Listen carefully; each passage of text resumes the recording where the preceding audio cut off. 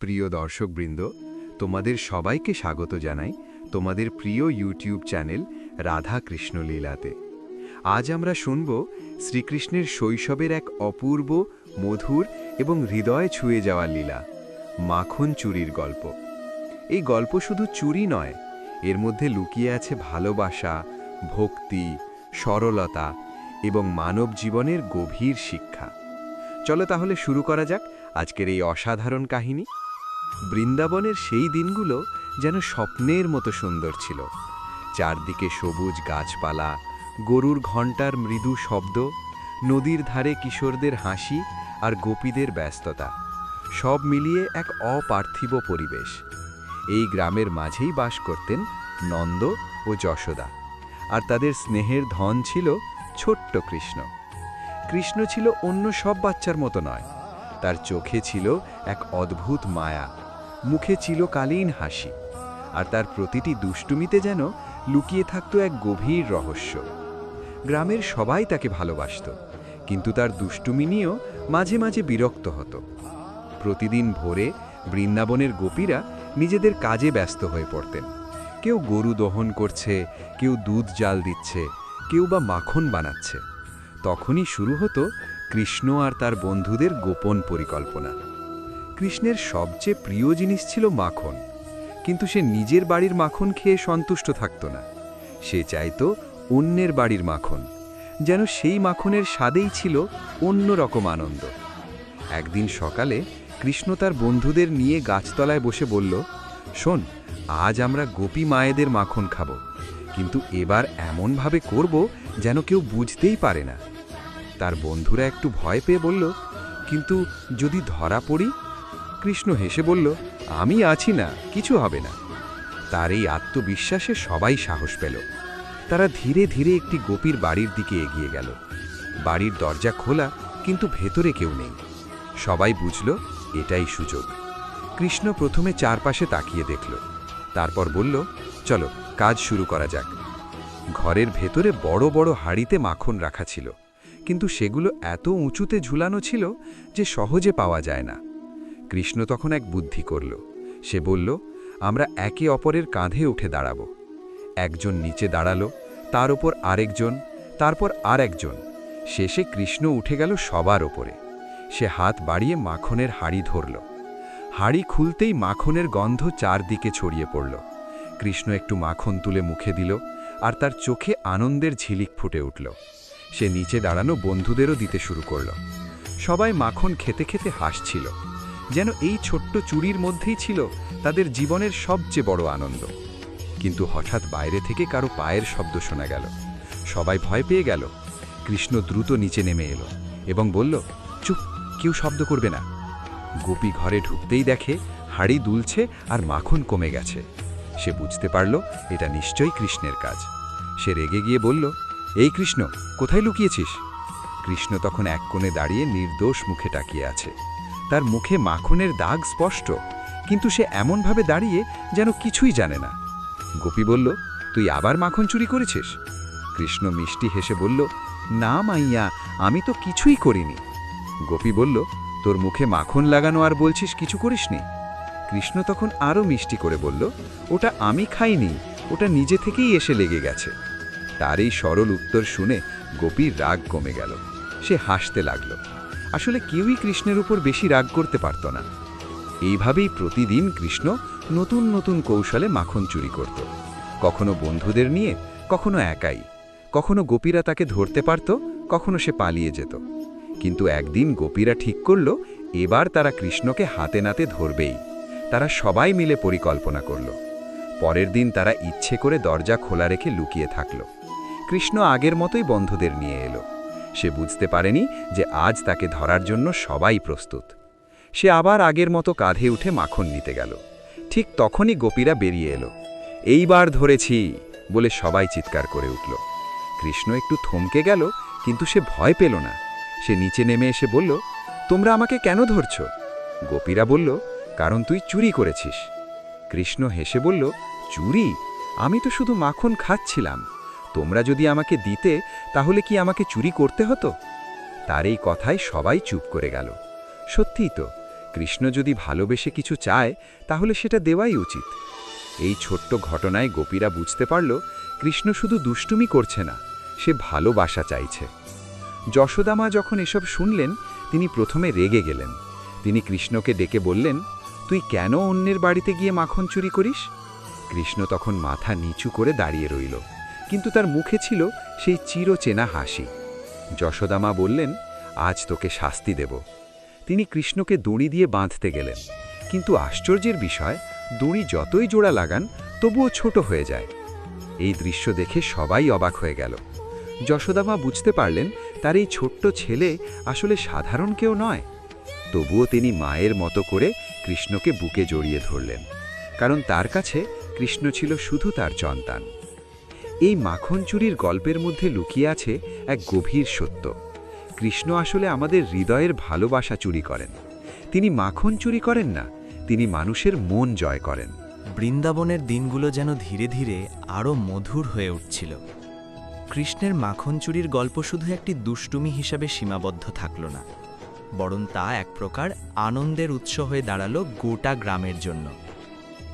যদিও গোপীরা মুখে রাগ দেখাত, কিন্তু অন্তরে তারা এই ছোট্ট কৃষ্ণের জন্য এক অদ্ভুত টান অনুভব করত। একদিন সকালে সূর্য ওঠার আগেই গোপীরা একত্রিত হলেন। তাদের চোখে মুখে আজ অন্য রকম দৃঢ়তা। তারা ঠিক করেছেন আজ আর কৃষ্ণকে ছাড় দেওয়া হবে না। এতদিন ধরে যে দুষ্টুমি চলছে তার একটা শেষ হওয়া দরকার। একজন গোপী বললেন, আজ আমরা এমন ফাঁদ পেতেছি কৃষ্ণ চাইলে আর পালাতে পারবে না। আরেকজন মৃদু হেসে বললেন, দেখি তো তার বুদ্ধি বড় না আমাদের।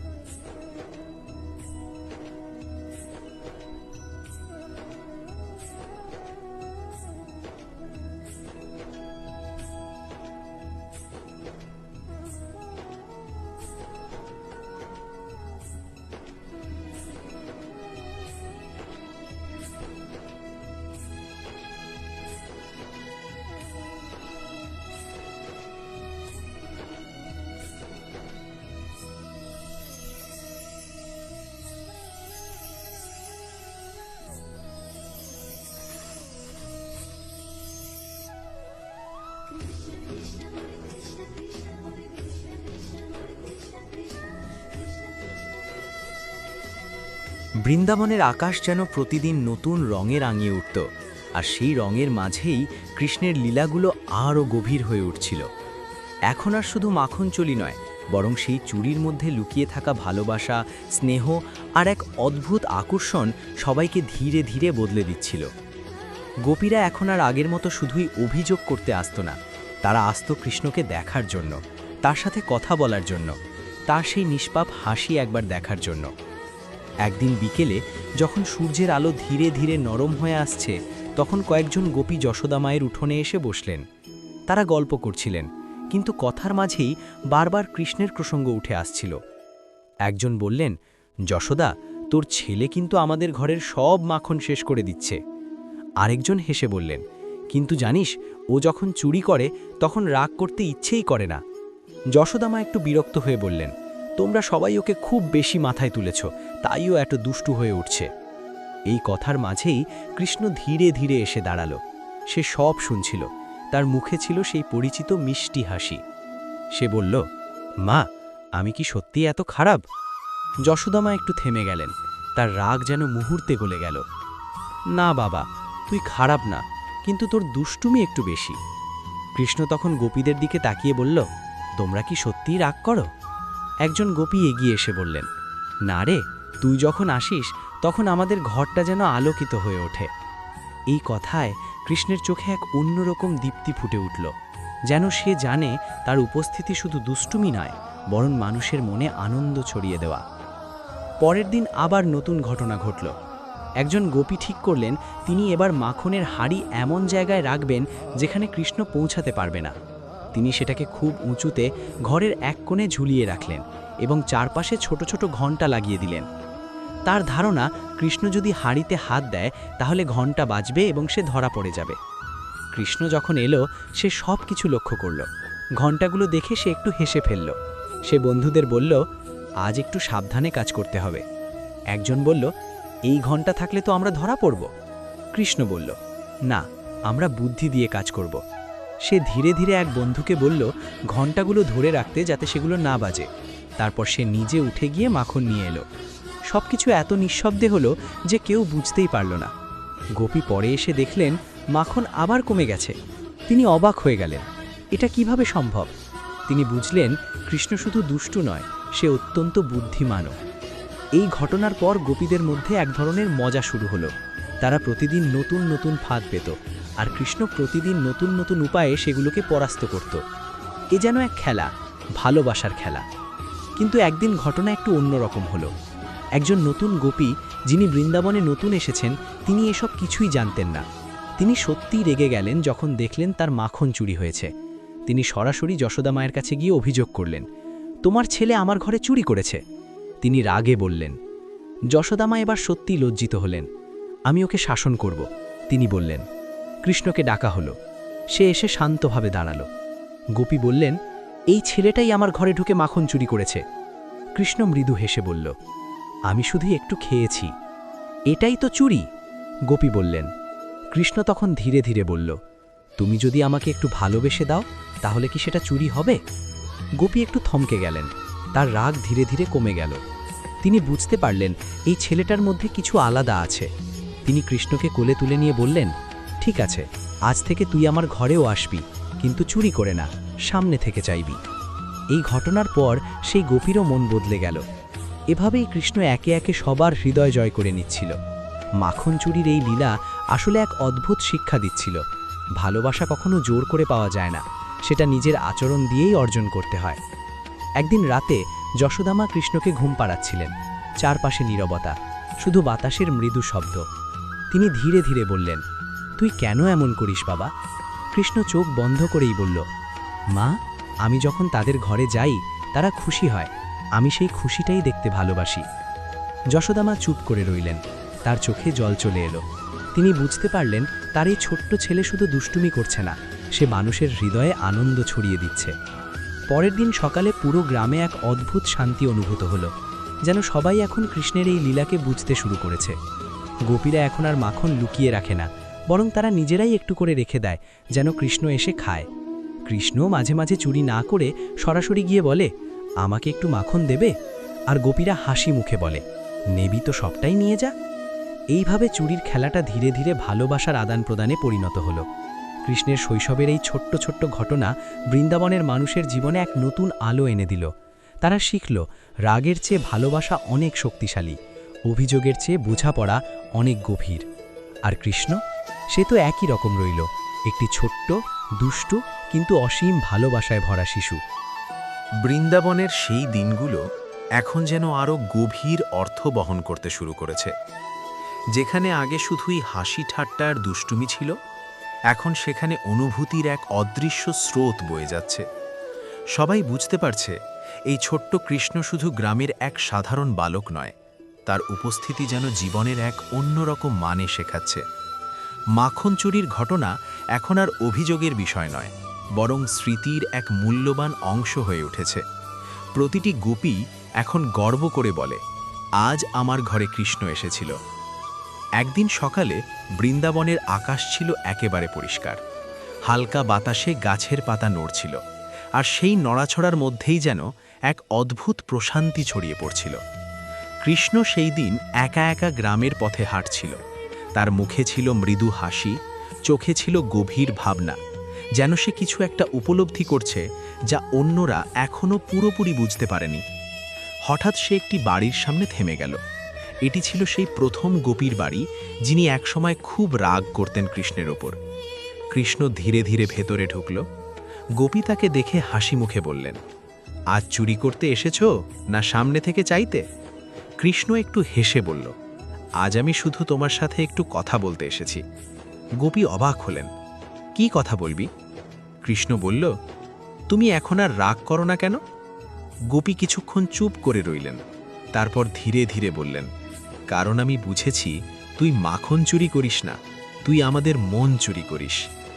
এই কথাটা শুনে কৃষ্ণের চোখে এক গভীর আনন্দ ফুটে উঠল। সে যেন ঠিক এই কথাটাই শুনতে চেয়েছিল। কৃষ্ণ বলল, তাহলে আমি কি খারাপ? গোপী মৃদু হেসে বললেন, না, তুই আমাদের জীবনের সবচেয়ে সুন্দর অংশ। এই কথোপকথনের মধ্যেই যেন পুরো বৃন্দাবনের অনুভূতি প্রকাশ পেল। এদিকে অন্য গোপীরাও ধীরে ধীরে একত্রিত হচ্ছিলেন। তারা সবাই কৃষ্ণকে ঘিরে দাঁড়ালেন। একজন বললেন, তুই যখন আমাদের ঘরে আসিস তখন মনে হয় যেন ঘরে আলো জ্বলে ওঠে। আরেকজন বললেন, তোর জন্যই আমরা প্রতিদিন নতুন করে হাসতে শিখি। কৃষ্ণ সবার দিকে তাকিয়ে রইল। তার চোখে ছিল ভালোবাসা, কৃতজ্ঞতা আর এক অদ্ভুত শান্তি। সে বলল, আমি তো শুধু তোমাদের ভালোবাসতে এসেছি। এই সহজ কথার মধ্যেই ছিল গভীর সত্য। ধীরে ধীরে সন্ধে নেমে এলো। আকাশে লাল আভা ছড়িয়ে পড়ল। গরুগুলো মাঠ থেকে ফিরে আসছে, আর গ্রামের পথগুলো আবার জীবন্ত হয়ে উঠছে। যশোদামা দূর থেকে কৃষ্ণকে ডাকলেন, কৃষ্ণ, বাড়ি আয়। কৃষ্ণ গোপীদের দিকে তাকিয়ে বলল, আমি আবার আসব। গোপীরা একসাথে বললেন, আমরা অপেক্ষা করব। কৃষ্ণ ধীরে ধীরে চলে গেল, কিন্তু তার উপস্থিতি যেন সেখানেই রয়ে গেল। সেই রাতটা ছিল খুব শান্ত। যশোদামা কৃষ্ণকে পাশে শুইয়ে দিলেন। তিনি ধীরে ধীরে বললেন, আজ তোকে খুব খুশি মনে হচ্ছে। কৃষ্ণ চোখ বন্ধ করে বলল, কারণ আজ সবাই আমাকে বুঝেছে মা। যশোদামা তার মাথায় হাত বুলিয়ে দিলেন, তুই সত্যি আলাবা বাবা। কৃষ্ণ কিছু বলল না, তার মুখে শুধু এক মৃদু হাসি ছিল। পরের দিন থেকে বৃন্দাবনের জীবন যেন একটু বদলে গেল। এখন আর কেউ কৃষ্ণকে দোষ দেয় না, বরং সবাই চায় সে যেন তাদের জীবনের অংশ হয়ে থাকে। মাখন এখন শুধু খাবার নয়, এটা হয়ে উঠেছে ভালোবাসার প্রতীক।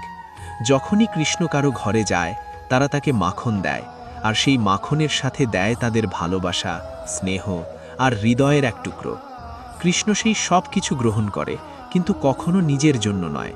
সে যেন সবার মধ্যে সেই ভালোবাসা ছড়িয়ে দেয়। একদিন গ্রামের এক বৃদ্ধ বললেন, এই ছেলেটা আমাদের অনেক কিছু শিখিয়েছে। আরেকজন বললেন, হ্যাঁ, সে শিখিয়েছে ভালোবাসা দিয়ে সব জয় করা যায়। এইভাবেই কৃষ্ণের শৈশবের সেই মাখন চুরির লীলা এক গভীর শিক্ষায় পরিণত হল। এটা শুধু একটি গল্প নয়, বরং জীবনের এক সত্য, যেখানে ভালোবাসা, সরলতা আর আনন্দই সবচেয়ে বড় শক্তি। কৃষ্ণ কখনো জোর করে কিছু নেয়নি, সে শুধু নিজের আচরণ দিয়ে সবার হৃদয়ে জায়গা করে নিয়েছে। তার এই ছোট ছোট দুষ্টুমি আমাদের শেখায় জীবনকে সহজভাবে নিতে, ছোট ছোট মুহূর্তে আনন্দ খুঁজে নিতে, আর সবচেয়ে বড় কথা, ভালোবাসা দিয়ে সব কিছু জয় করতে। বৃন্দাবনের সেই দিনগুলো হয়তো এখন আর নেই, কিন্তু সেই অনুভূতি আজও আমাদের মনে বেঁচে আছে। যখনই আমরা এই গল্প শুনি, তখন মনে হয় আমাদের জীবনেও যদি এমন একটু সরলতা, একটু ভালোবাসা থাকতো, তাহলে সব কিছু কত সুন্দর হতো। প্রিয় দর্শকবৃন্দ, এই ছিল শ্রীকৃষ্ণের শৈশবের মধুর মাখনচুরির লীলা, যেখানে দুষ্টুমির আড়ালে লুকিয়েছিল অসীম ভালোবাসা আর জীবনের গভীর শিক্ষা। আশা করি গল্পটি তোমাদের হৃদয়ে ছুঁয়ে গেছে। এমন আরও ভক্তিমূলক, সুন্দর ও শিক্ষামূলক কাহিনী শুনতে আমাদের চ্যানেল রাধাকৃষ্ণ লীলাকে সাবস্ক্রাইব করতে ভুলবে না। সবাই ভালো থেকো, আবার দেখা হবে নতুন গল্প নিয়ে। হরে কৃষ্ণ।